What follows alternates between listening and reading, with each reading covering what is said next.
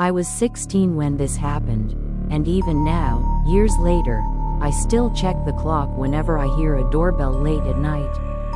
It started during the summer. My parents had gone on a week-long trip, leaving me with my older brother. The first few days were completely normal. We stayed up late, played video games, ordered takeout, and enjoyed having the house mostly to ourselves. My brother worked evenings, though, which meant I was usually alone from around 10 p.m. until after midnight. One night, I was watching videos in my room when I heard the doorbell ring. I glanced at the clock. 3:17 a.m. I figured someone had the wrong house. Nobody visits at 3:17 in the morning. I ignored it and went back to my phone. The next night, it happened again. Ding dong. I looked at the clock.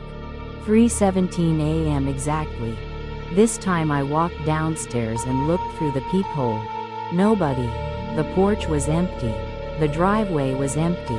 The street was completely silent. I opened the door and checked outside. Nothing. I even walked to the edge of the yard and looked both ways down the street. There wasn't a single person in sight. I convinced myself it was some neighborhood prank and went back inside. The third night was when things started getting strange. At exactly 3:17 a.m., the doorbell rang again. This time I was ready. The second I heard it, I ran downstairs and looked outside through the front window. Nobody was standing on the porch, but I did see something. Across the street, beneath a streetlight, was a figure, just standing there, motionless, staring directly at my house. I couldn't tell if it was a man or a woman. They were too far away. I blinked and reached for my phone to record them. When I looked back up, they were gone. The street was empty again. The next morning I told my brother. He laughed and said I was probably imagining things because I'd been staying up too late. I almost believed him, until the fourth night. Ding dong. 3:17 a.m. I ran downstairs again. Nobody on the porch. But this time there was something sitting on the welcome mat. A photograph. My stomach dropped when I picked it up. It was a picture of my house. Not from the street. Not from the driveway. The photo had clearly been taken from inside my backyard. Someone had been behind my house. On the back of the photograph, written in black marker, were 3 words. "See you tomorrow." I immediately called my brother. He drove home early and searched the property with a flashlight. We found nothing. No footprints. No signs of anyone being there. The next night my brother stayed awake with me. At 3:16 a.m., we sat in the living room staring at the front door. Neither of us said a word. Then the clock changed. 3:17. Ding dong. We both jumped up and threw open the door. Nobody. The porch was empty. My brother sprinted outside and searched the entire front yard. Nothing. Then I heard him yell. I ran outside. He was standing by the mailbox, staring at something. Another photograph. This one showed our living room. The picture had been taken through our front window. The timestamp in the corner read 3:15 a.m. 2 minutes earlier, somebody had been watching us. My brother finally stopped laughing after that. We called the police. An officer came by, took a report, and suggested installing a camera.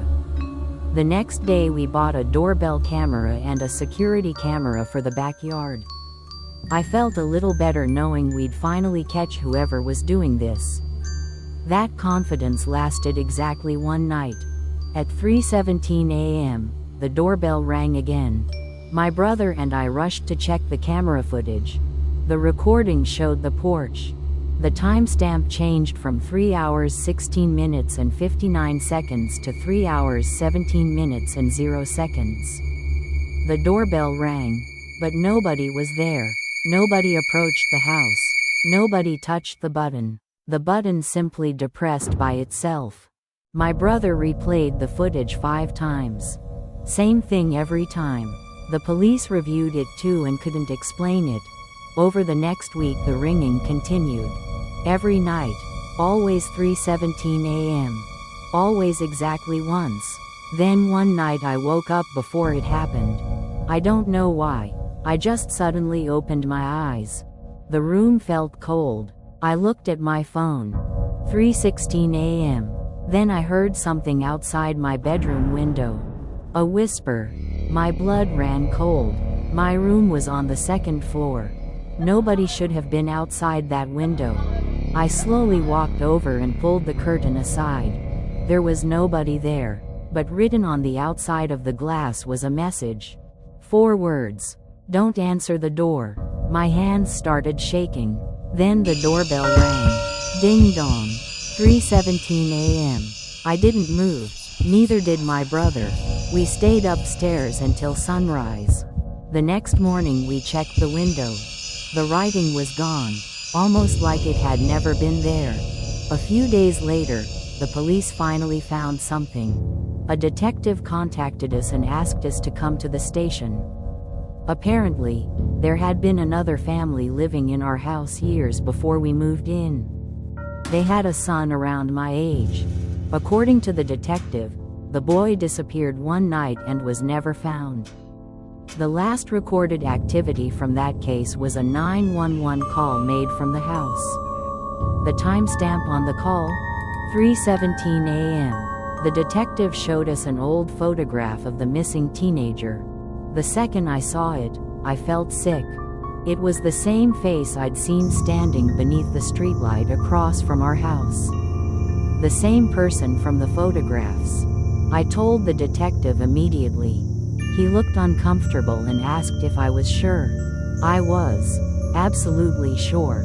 That night I packed a bag and stayed at a friend's house. My brother did the same. We figured if nobody was home, the ringing would stop. It didn't. The camera notifications still appeared on my phone. Every night. 3:17 a.m. Doorbell detected. 1 week later my parents came home. We told them everything. They didn't believe most of it, but they believed enough to move. We sold the house a few months later. The strangest part happened after we left. The new owners contacted us. They wanted to know if we'd ever experienced anything unusual. When my dad asked why, they said that every single night, without fail, someone rang their doorbell at exactly 3:17 a.m. They installed new wiring, replaced the entire system, even removed the original doorbell. It didn't matter. The sound still happened. And according to them, sometimes when they checked their security footage, they would find a figure standing across the street beneath the streetlight. Motionless. Watching the house. Waiting for 3:17 a.m.